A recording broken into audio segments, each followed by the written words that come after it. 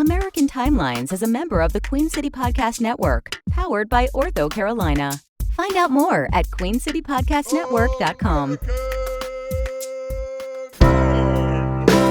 So now I'm obsessed with time.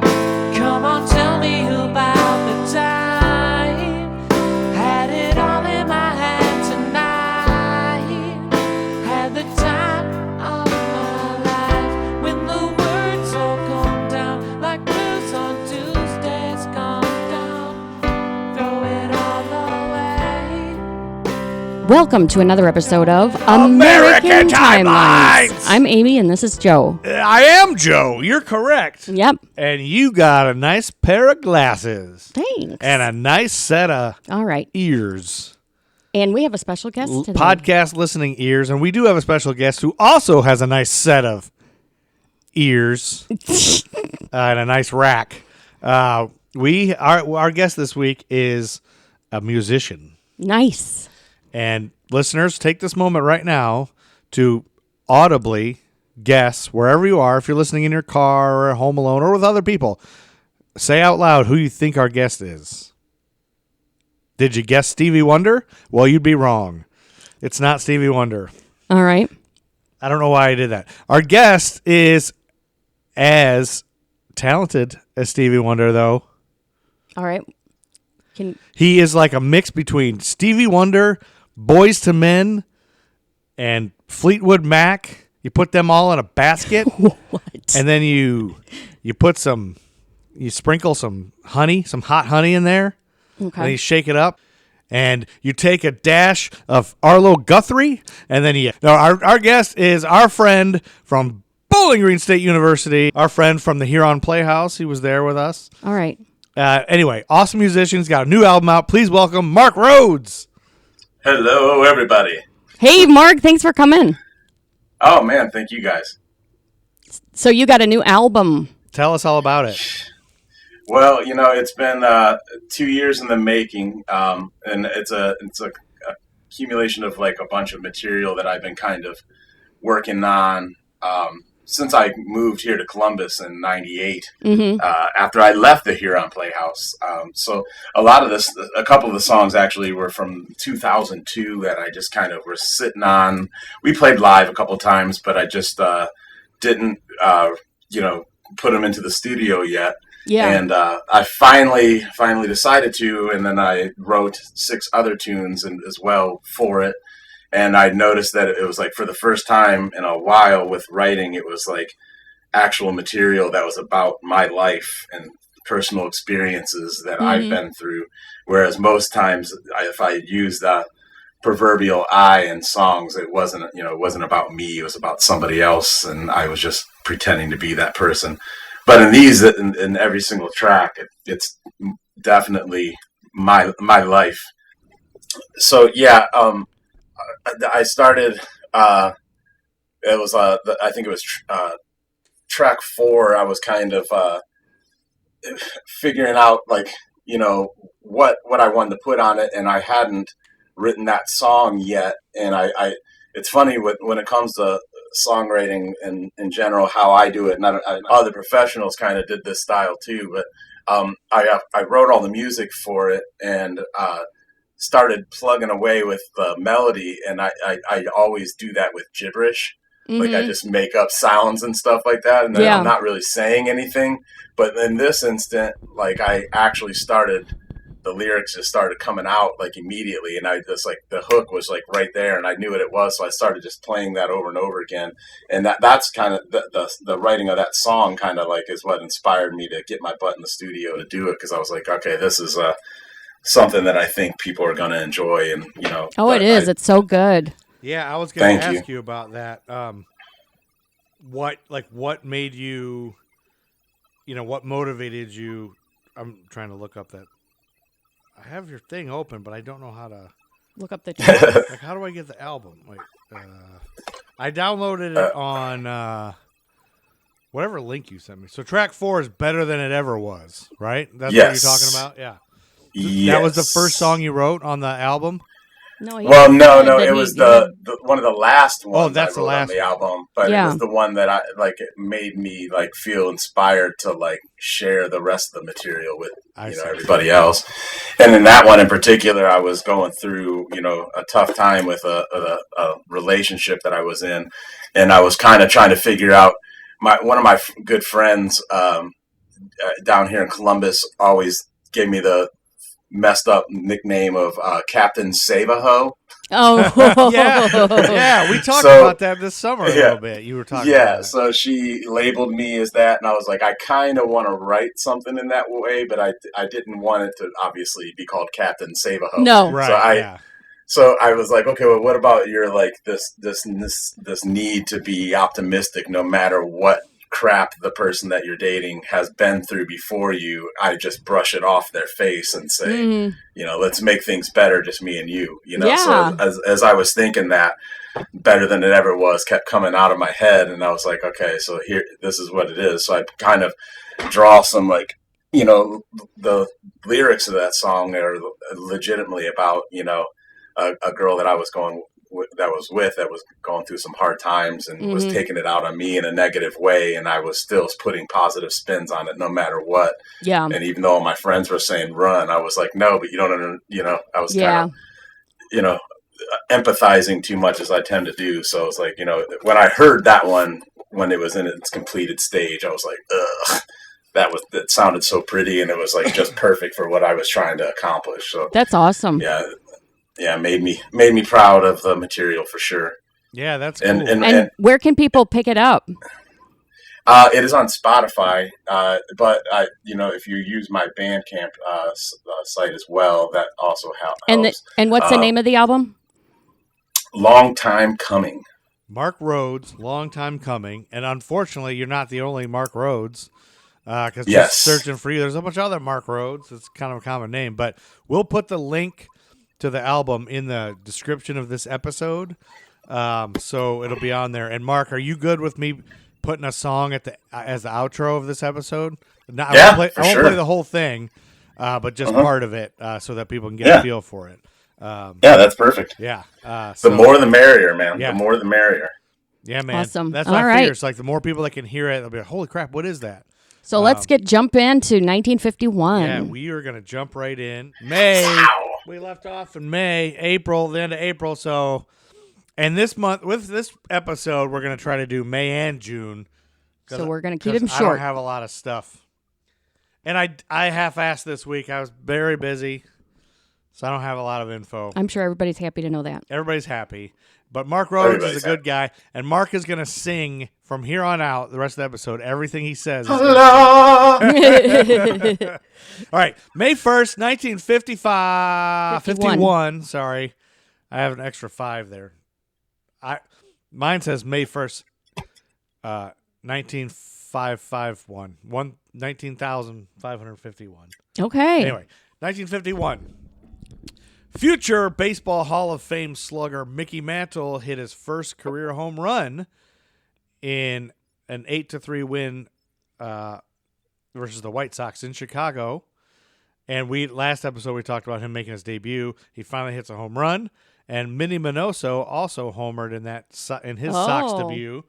And Amy tried to force Minnie Minoso to get her a beer one time. No, I didn't know who he was. Yeah, you didn't know who he was. We She's like, were "Hey, at could his. you get me a beer. We were Hey, at man." his bar, and I didn't even know it was his bar. And I was going to the bathroom, and he was like, he owned it, so he was Yeah, standing there like he was. He got you a beer. He was like, "Sure, Yeah. I'll get you a beer." I mean, it's his bar, so he would. Yeah, But our friend Brian McCartney was very embarrassed. yeah. I was like, "You can't just ask Minnie Minoso to get you a beer. That's Minnie Minoso." And so That's hilarious. that's the only reason I brought that up, All right. because Amy thinks Minnie Minoso is her No. servant. And I'm going to jump all the way to May 14th of 1951 when the Ernie Kovacs show debuted on NBC. It was a variety show. Do you know who Ernie Kovacs is, Mark Rhodes? I do. All right. I'm a good baseball historian, but more so with like Indians and stuff like that. Well, Ernie Kovacs, I think you're thinking of I was thinking Sandy Koufax. Sandy is what I was Koufax, thinking of. yeah, Yeah, right. my bad. Yeah, my fault. That's So okay. I guess I don't. Yeah, Ernie Kovacs was a comedian, like a comedy. He had a comedy show that's very off the wall. So I was watching it the other day just to research this because they say I've heard of him before, but I wasn't sure what he did. But he inspired, like, there's so many comedians, like Johnny Carson loved Ernie Kovacs, Chevy Chase loved Ernie Kovacs, SNL was inspired by Ernie Kovacs, like tons of comedians and comedy shows are all think he's like the originator. So I started watching it, and it's really off the wall.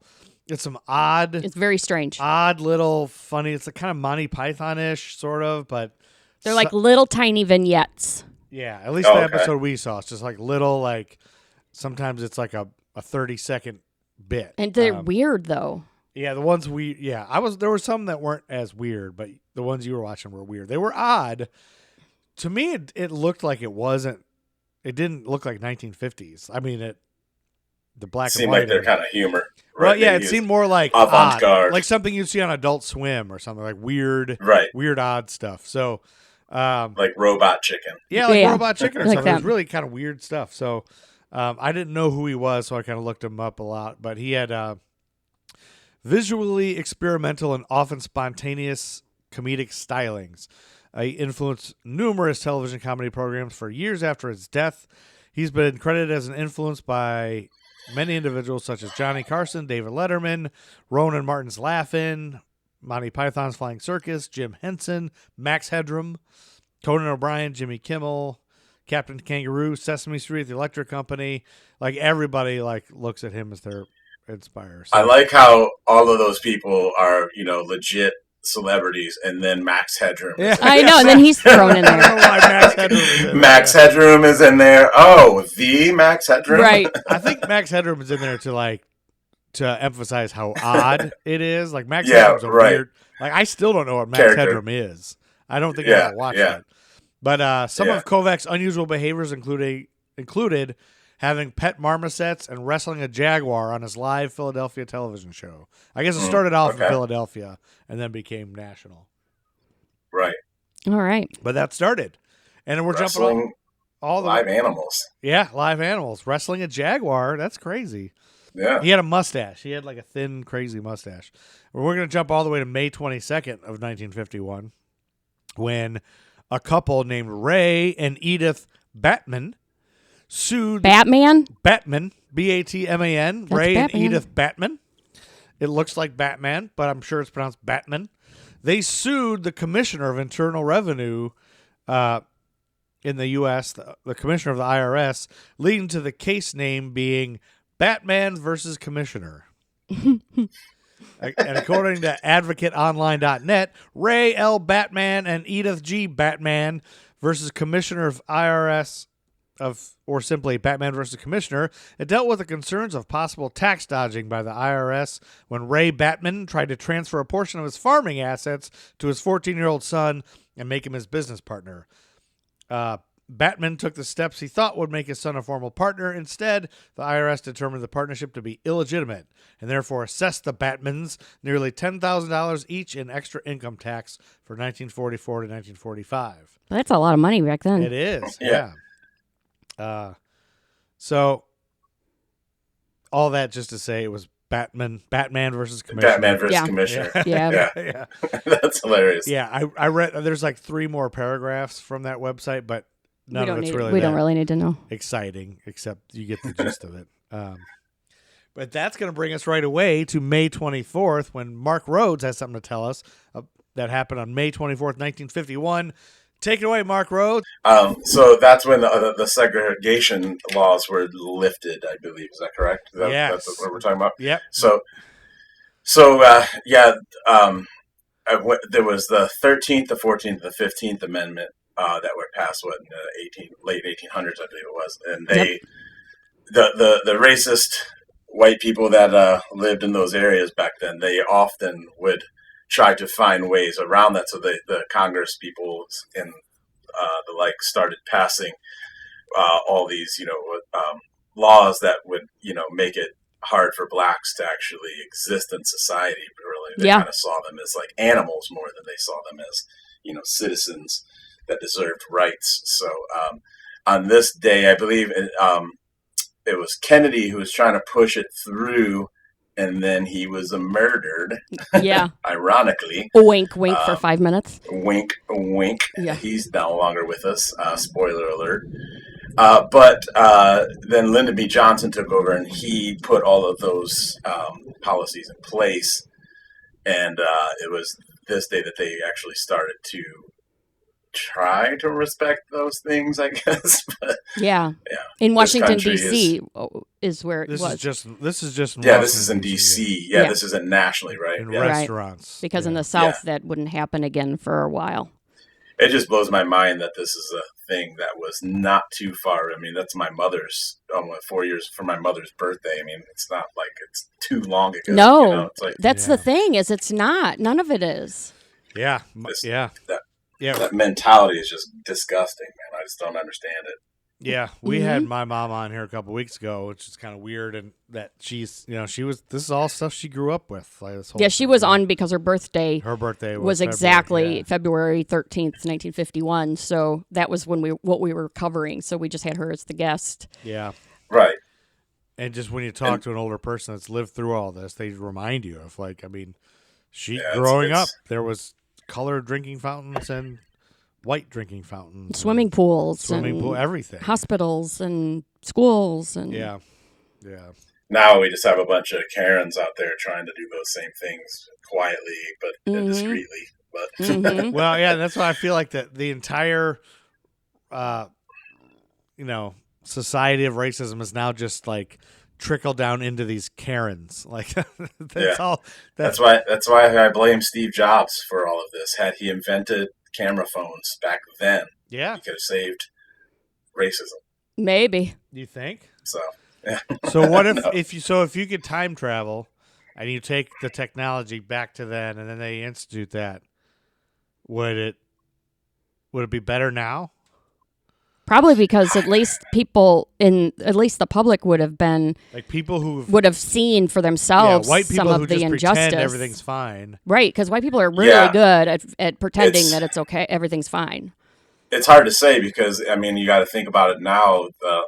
Public figures and judges and all those people are held at such a high accountability rate now, more so than they were then. Yeah. So even and cops are still getting away with murdering citizens. So Right. like That's like true. so it's like if they were doing it then, if they just find some loophole Well, to destroy the seems evidence like- somehow, some way. Yeah, like back then, everybody knew it was happening, and nobody did Yeah, they anything. just didn't Nobody care. cared. Or they were actively I mean, they had encouraging congressmen that were actually members of the KKK. Yeah. I mean, that's most of That's these right. people that were opposing the laws were members of the KKK, which is insane. mhm. Yeah, I believe West Virginia's was a member of the KKK. David Duke and Ugh. Strom Thurmond and it's just so gross. I hate it. I hate all of it. yeah. Yep. Well, it was like because I'm teaching right now about the Civil War and Reconstruction and Yeah, how her students are right here behind the camera. Oh, hi. but it was like it was so hard because the South, the black people built the South, Yeah. and they And the the North. fight was they knew that they wouldn't be able to be so as rich because of all the free labor that they would lose when they lost their slaves. Yeah. Yep. And so when they ended up having to lose their slaves, they decided to,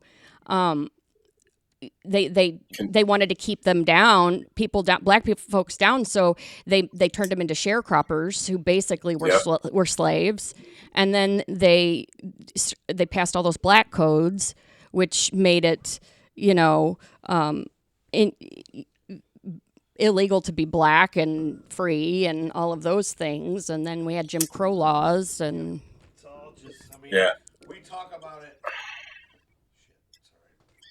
That's the sad thing is it's like week after week. It's just like, it's important to talk about, yeah, though. I know, but we're just covering history because it's going to keep coming up. It's just, Yeah. it's what Yeah. it's built on.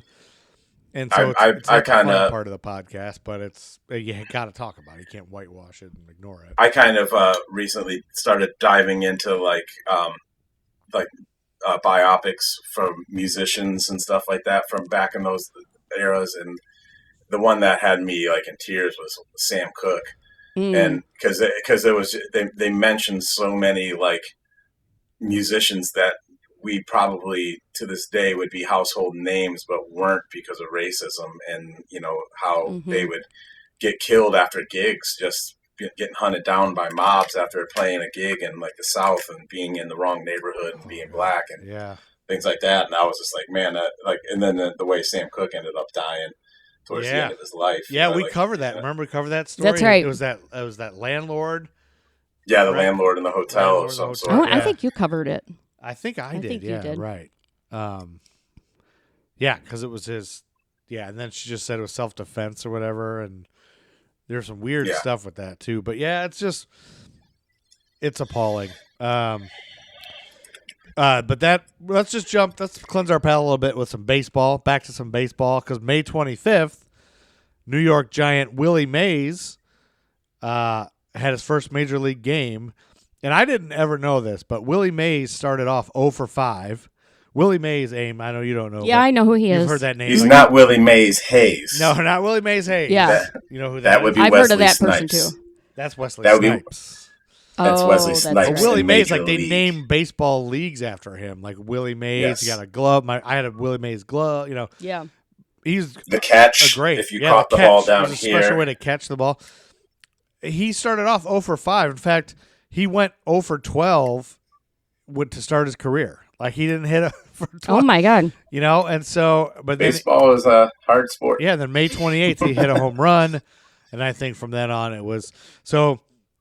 From now on, if you ever have a kid or somebody who's struggling to start off, just say, "Hey, Willie Mays went 0 for 12. Keep Yeah. trying." Yeah, and there he's you go. going to be like typical kids nowadays. Like, who's Willie Mays? Mhm. Yeah, who the hell's Willie Mays? And then you Why should I smack care? that kid across the face. Is he a YouTuber? If he's not a YouTuber, then I don't care. That's right. Is he Mr. Beast? I like how your head instantly just goes. That's what our kids say all the time. I know. Is it JoJo Siwa? Then I don't care.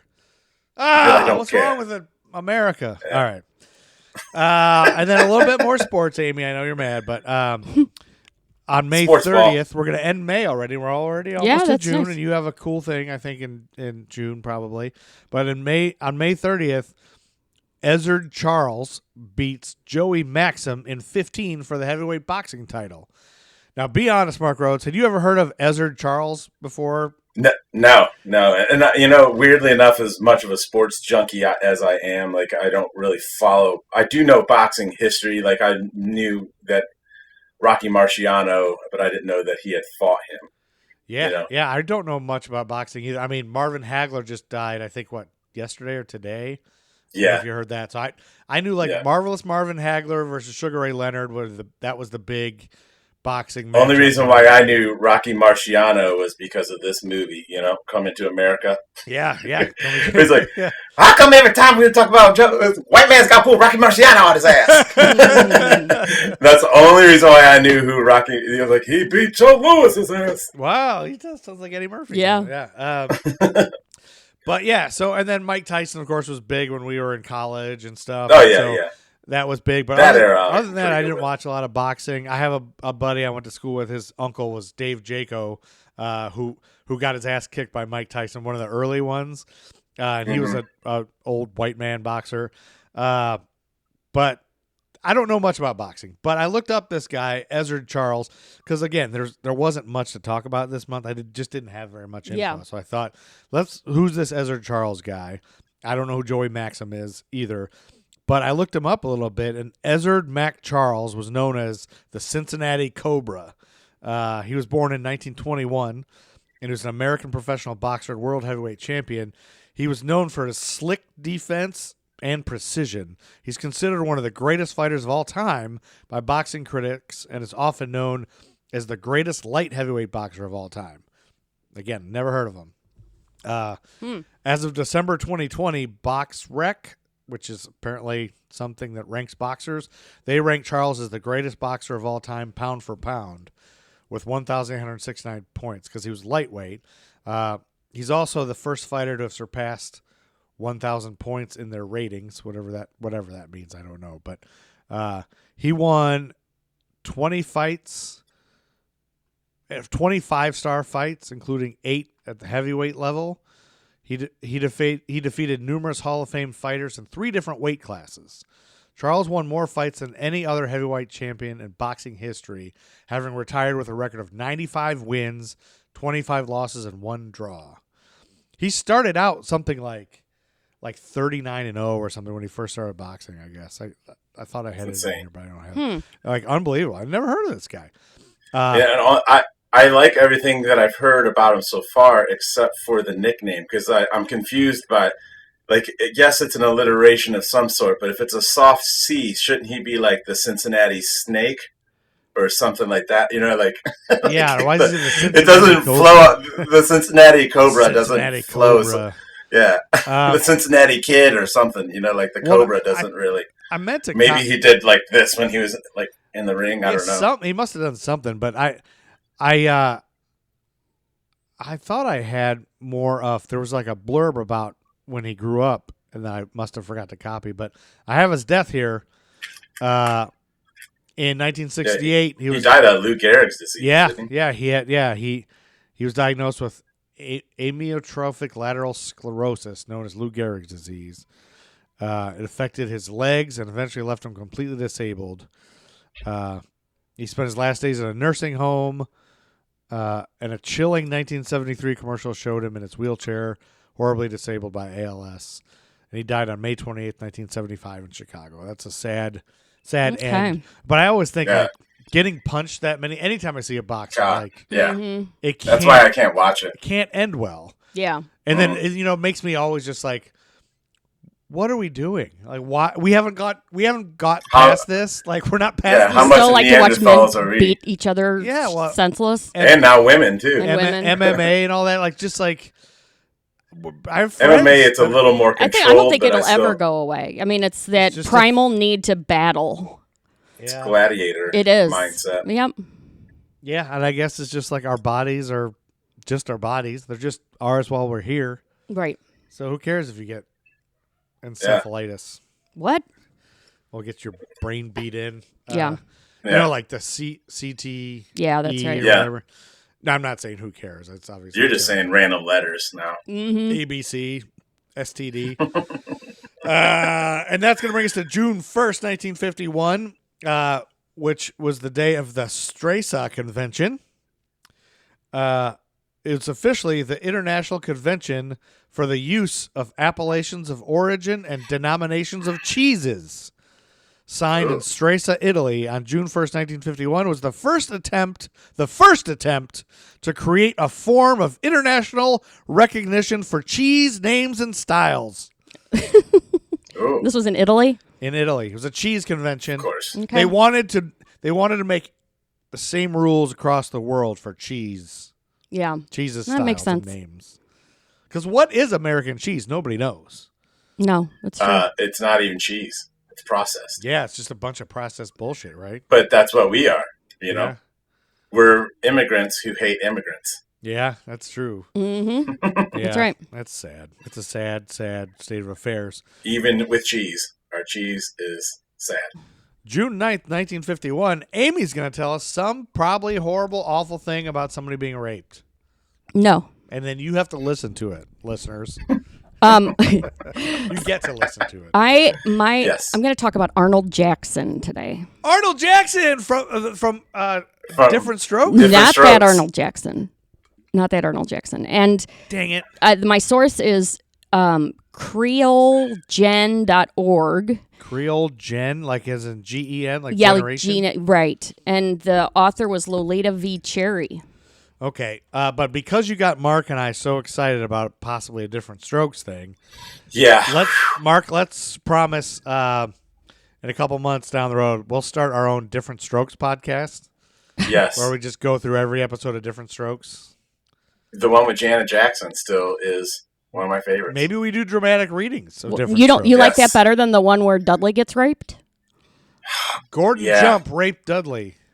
Yes. All right. All right. Back to this. Back to 1951. All right. If you were a person of color growing up in the city of New Orleans in the 1940s, you Yeah. lived in a place where segregation and a dual system of justice prevailed. Yeah, It's like we were saying. we were just saying that. The local court system did not view black on black crime in the same light as those committed upon whites. There was a very slim chance that a black person would ever be found mentally incompetent if he killed another member of his race, since a plea of insanity and crimes of violence appeared to be reserved for whites only. As a result, black citizens were continually menaced by the mentally unbalanced within their racial group because adequate facilities for treatment were not provided. Yeah. And Gosh, I guess it would be. Yep. An even more important factor has to do with the cheapness with which black lives were valued by judicial authorities of the city.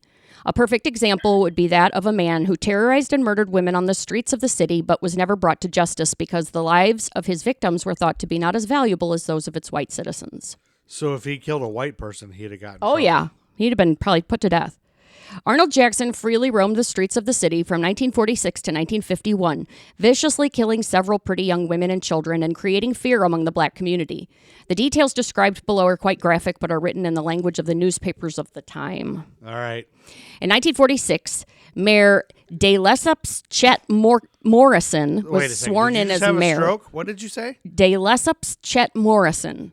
De Lesseps? I looked it up. De That's how you're Lesseps. supposed to say it. De Lesseps? De Lesseps. The Lesseps. He was sworn in as mayor of New Orleans. He swore to rid the city of the crime and corruption of past administrations. Morrison promised, along with his district attorney, to rid the city of the tradition of a light sentence of a black person who kills another black person by asking for the death penalty. With the shadow of the electric chair in the background, Arnold Jackson went on trial for his life. His case aroused widespread attention since Jackson was the first black person indicted for murder under the new administration. The question was, would an all-white jury find a black man guilty of killing another black person?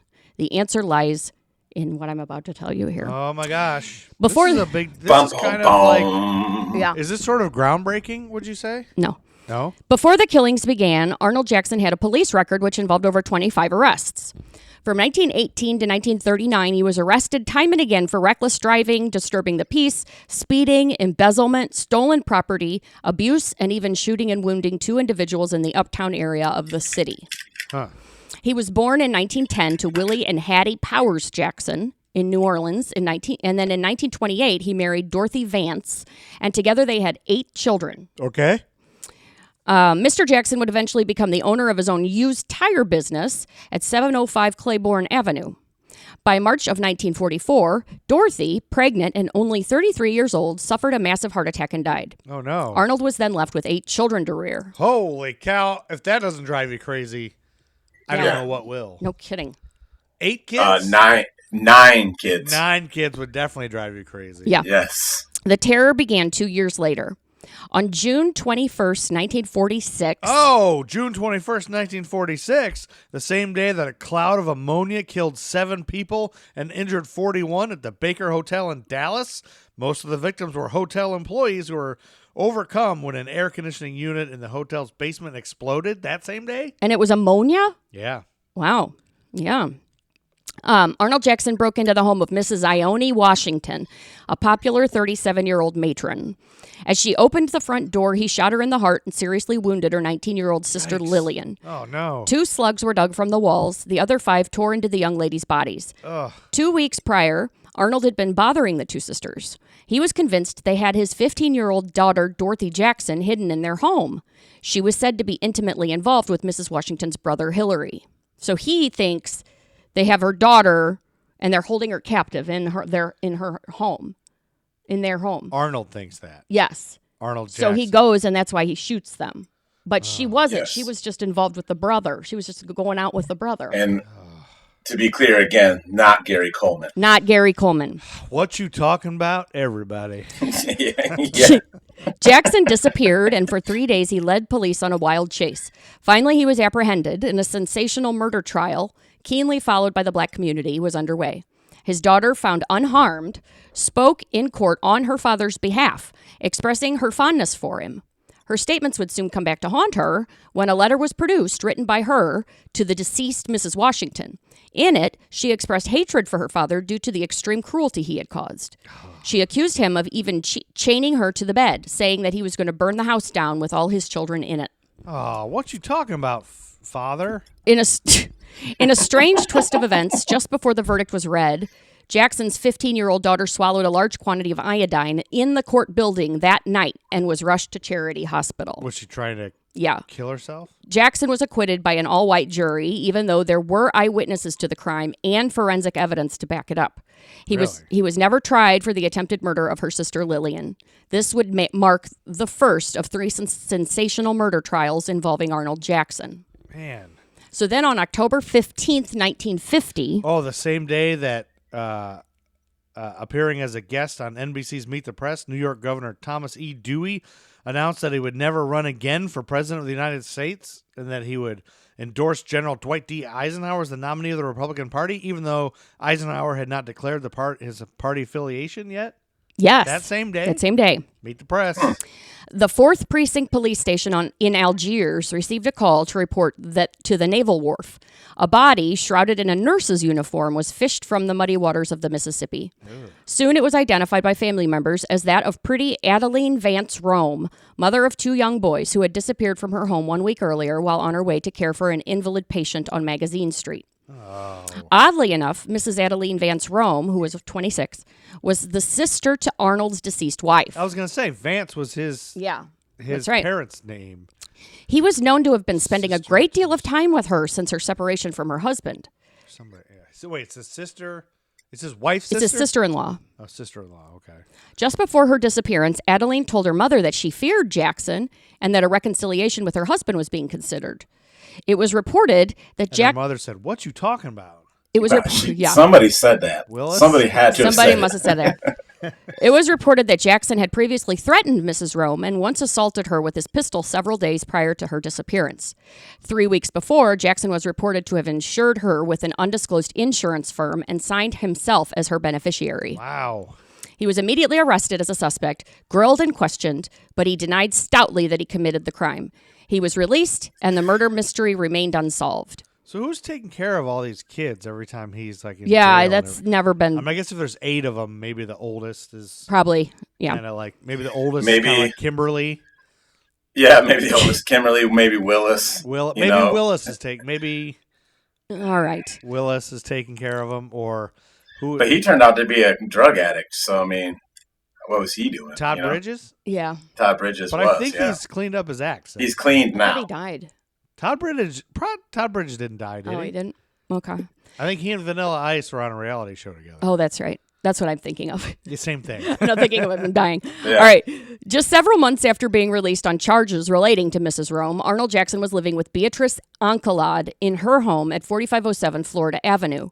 For 3 weeks prior to June 1951, Arnold had been estranged from Mrs. Ancolad, and a reconciliation seemed impossible.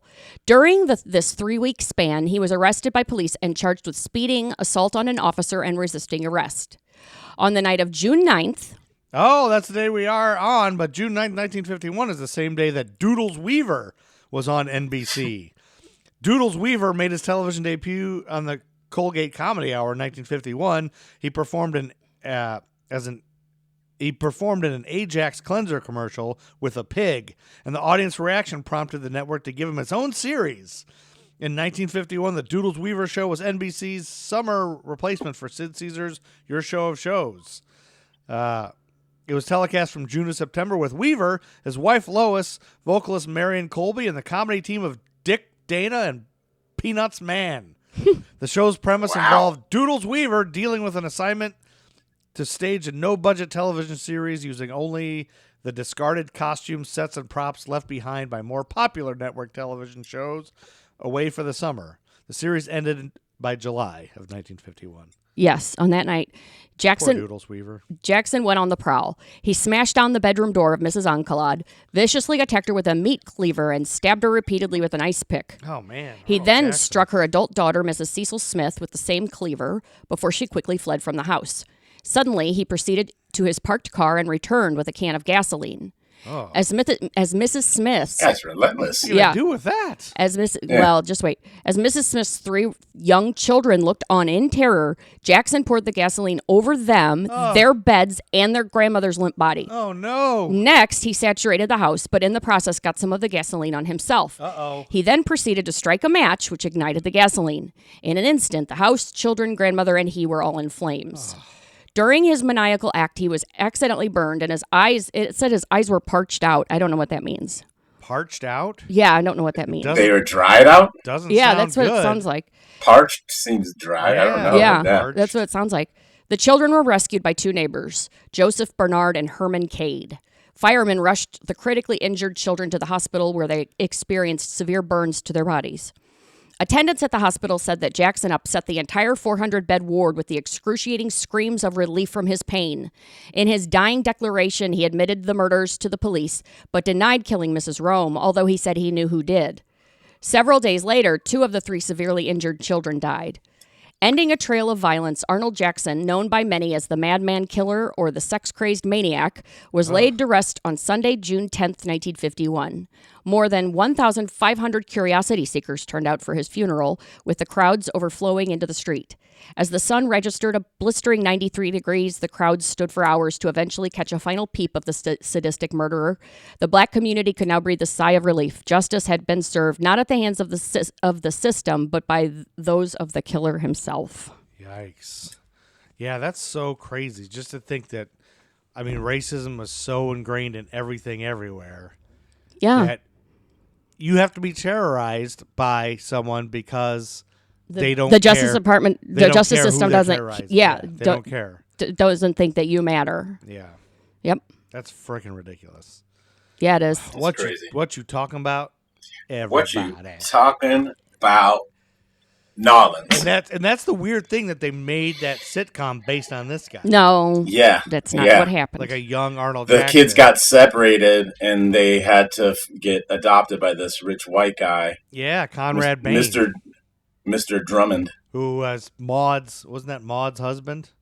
Or was he Maud's neighbor? I don't He was know. Maud's neighbor. He Conrad was? Bain. Yeah. Was it really? Conrad Bain was on Maud. I didn't know that. Yeah. Yep. He used to wear like an ascot. I think he was her Yeah. neighbor. Okay.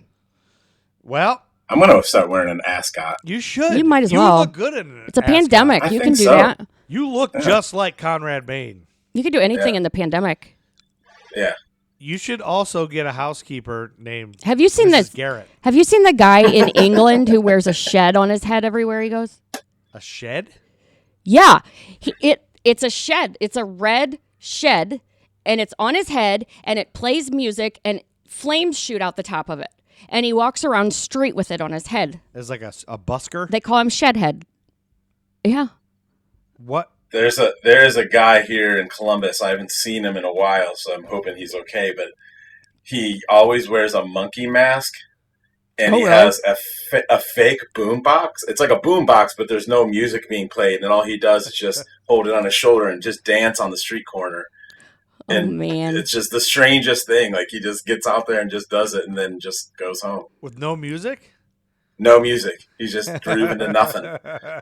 We'd be like, "What the hell Well, is you this can dude doing?" you can look up this Shedhead guy. There's video of it. Well, thanks for permission. Yeah, I'm just telling you. Yeah, so check that out. Check out Shedhead. You know, I wish we would have known. We could have asked our Scottish friends if they are familiar. Oh yeah, I'll have to ask him. Yeah. Yeah, we were just on last night. We recorded an episode of Who the Fuck Is with our friends from Scotland, Oh, and we talked about a 1951 movie, and we kept getting kicked off the internet. All right, we're gonna wrap up June real quick. I Yep. just got a couple more things. On June 23rd of 1951, at the time, the most expensive U.S. hailstorm of all time happened in Kansas. It was a 1.5 million crop damage and 14 million property damage hailstorm. hell no. Hell no. Hailstorms are notorious for happening in the late spring and early summer. But That's this is true. But this is June, and the El Dorado. That's early summer. I guess it is. This is the end of June, June 23rd, though. Yeah, I guess it's early summer. And the El Dorado hailstorm of 1951 was no exception. Okay, so that's what I say. So the huge hailstorm hit El Dorado, Kansas on June 23rd and brought record-breaking hail accumulation with it. El Dorado is no stranger to hailstorms, but the hail that fell in 1951 accumulated at alarming speeds. In fact, the hail that accumulated was over 12 inches deep in places. Whoa. The accumulated hail caused road closures. That's a lot of hail. I know, 12 inches of hail. It caused road closures and damages to numerous cars and buildings, bringing with it a bizarre but temporary winter wonderland landscape right at the start of summer. God, that would be weird. Wouldn't that be weird? Suddenly it's snow, like 12 inches of hail. Hail, like ice everywhere. And on June 25th was the first color TV broadcast. Really? CBS's Arthur Godfrey from New York City to only 4 cities. It was a failure, though. It was, I'm trying to think. According to eyesofageneration.com, most people don't even know about this historic event because it was only happened in like 4 cities, and it was a big failure because CBS had just taken over the Peace Theater at 109th Street and 5th Avenue, and in a few quick meetings, it was determined that this would become their field sequential color studio. Whatever that means. It was big and empty but had no air conditioning. CBS called it Studio 57 and moved in 5 tons of equipment, but there was no time for anything else. Everyone was sweating badly, but the theater heat was the smallest of their problems. The debut show broadcast on this day was simply titled Premiere, and it was the first commercial CBS color program. It was broadcast over a 5-station network from New York Studio 57, and although there were 10.5 million monochrome sets in the U.S., none of them could see it because no field sequential sets were made until September of 1951. And less than a month later, production was halted when the Korean War broke out. So apparently, they did all that, and nobody could even watch it. Nobody could see it. It was a big failure. But it was technically the first color broadcast. So and there's all this stuff about, they get real technical about we don't need how to know. that works, and I don't understand it, so I'm going to skip that. Thank you. And that's all I have for June of May and June of 1951. All right, that works. Because that brings us to July when there's going to be some something crazy big. shit happening. I got a good one for July. It's going to be really big, and Mark Rhodes is going to be so upset he's not on that episode. I know. It's a really good one. It's better than all the crap we wasted on you, Mark. Oh, look at that. God, Not we thanks. wasted on you, but we didn't. Our material was not as good as your talent, Mark Rhodes. Well, thank you. Guys, you got to listen to Mark Rhodes' album. Flattery will get you everywhere with me. It will. And if you're not listening to Mark Rhodes' album, if you don't download and listen to it, you're a jerk. So listen to it. A huge jerk. It's not expensive. I bought it immediately. Actually, can't you just pay what you want? Isn't like...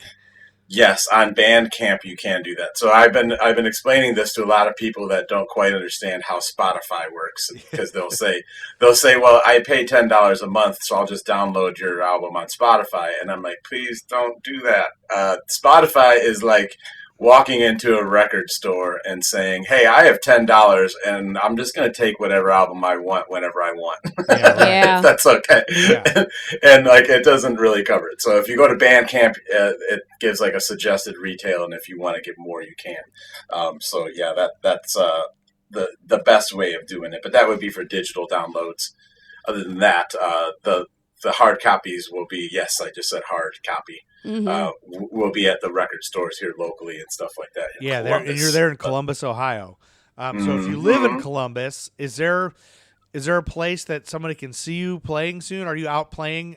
Probably right now. Right now. Well, we are, but it's been different. I've been doing more solo shows, so I am playing this Saturday by myself. But the band, we're doing a CD release party on April 17th in my hometown of Elyria, which you have been to. I've been to Elyria. Yes, we were talking before we started recording about a party, a drunken party in Elyria. Yes, and I had many a drunken nights at that house as growing up. And weirdly enough, shout out to Matt Pierce. I still remember Matt Pierce's landline number. You do? By heart. Oh yes. yeah, isn't that Why don't funny? you go ahead and say it, and we'll put it out on the podcast. 365-7917. Yeah, give them a call, everybody. Give Sharon and Dick Pierce a call. Sharon and Dick Pierce. Sharon and Dick. So funny. That's our friend Matt Pierce's parents.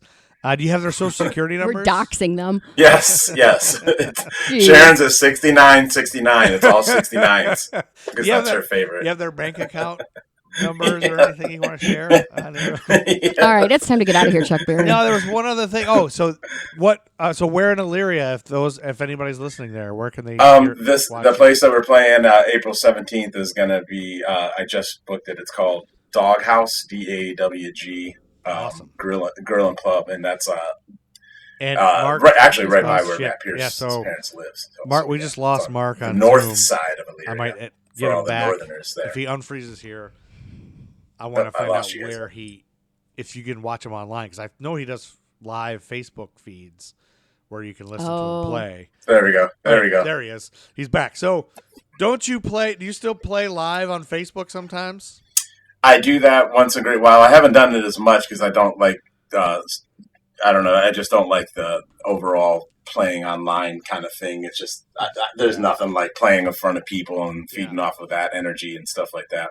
Yeah. But it's even the solo gigs, man, it's like they're not really like geared for, listening more so. It's just background music, and that kind of bothers me too sometimes. So I'd rather wait for a show where people pay, go there, shut the hell up, and listen to the music. They're there to listen to you. Yeah. So yeah. Is there a couple of places in Columbus where you normally play, like when the pandemic's over, that you like? If anybody's in the Columbus area, you can. So I do a lot of shows at like Woodlands Tavern, one of the premier music spots here, and I'm hopefully going to be working out some shows here with my old job, Natalie's Coal Fired Pizza in Worthington, and also their Grandview location as well.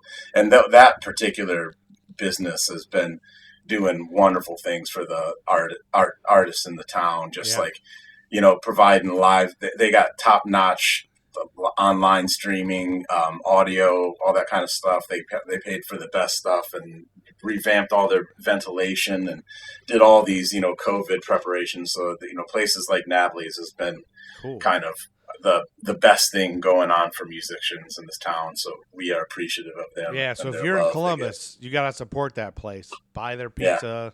Support that place because they support. They got artists. good food, man. Yeah, they got some good food. Yeah. So didn't you just get a grant too from the city of Columbus or the county? I did. I got two of them actually. This is my second. When the pandemic first started, the Greater Columbus Arts Council I believe they get their money through taxation of hotels and all the gambling casinos and stuff like that. Yeah. So they get funded through things like that, and then they were distributing money to artists like myself, musicians and visual artists and stuff like that, and giving them in the form of grants. So I got an $800 one at the beginning of COVID, which really helped because I was like struggling to even figure out how I was going to pay bills because I lost all my jobs. Oh, man. And then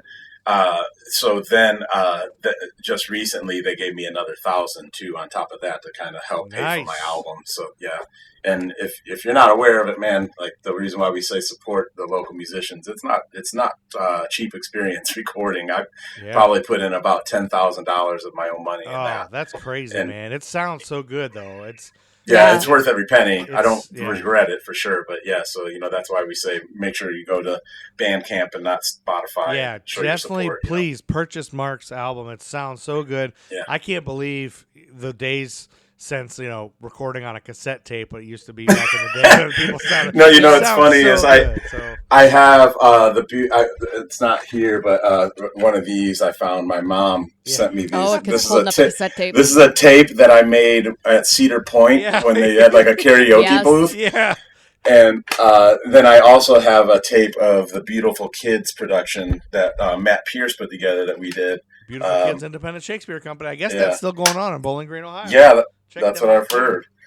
Anyway, thanks for listening, everybody. Yep, Mark thank you. Rhodes, we got to get out of here. Thanks for being here, Mark Rhodes. Thank you. There it is. Oh, he's got a cassette tape he's showing us. Henry the Fourth, Beautiful Kids Productions. Oh, yeah. funny. Mark Rhodes. I got a video of that, too. Mark Rhodes was in that. It's an awesome video. Maybe I'll Nobody. put some of that audio in the podcast somewhere. I'll sneak Yeah. it in. All right. But we're gonna Sneak it in. we're gonna take you out right now with what song? What song are we gonna play out as we go out, Mark? That's I was gonna say the one that I think is more upbeat and fun is the latest style, the track 3, I think it is. Okay. All right, we'll do that. Listen to that. Listen to Mark Rhodes. Buy his album. Thanks everybody for listening. Bye. Get out of here, Chuck Berry. Did you already say that? Uh-huh. And let Dale through.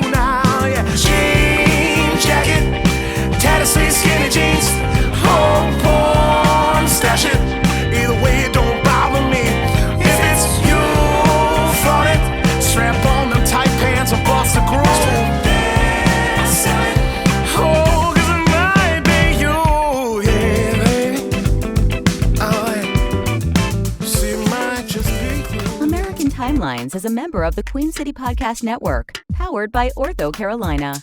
Find out more at queencitypodcastnetwork.com. Make me some cookies, bitch. Thank you. Love you. Oh, yes, I do.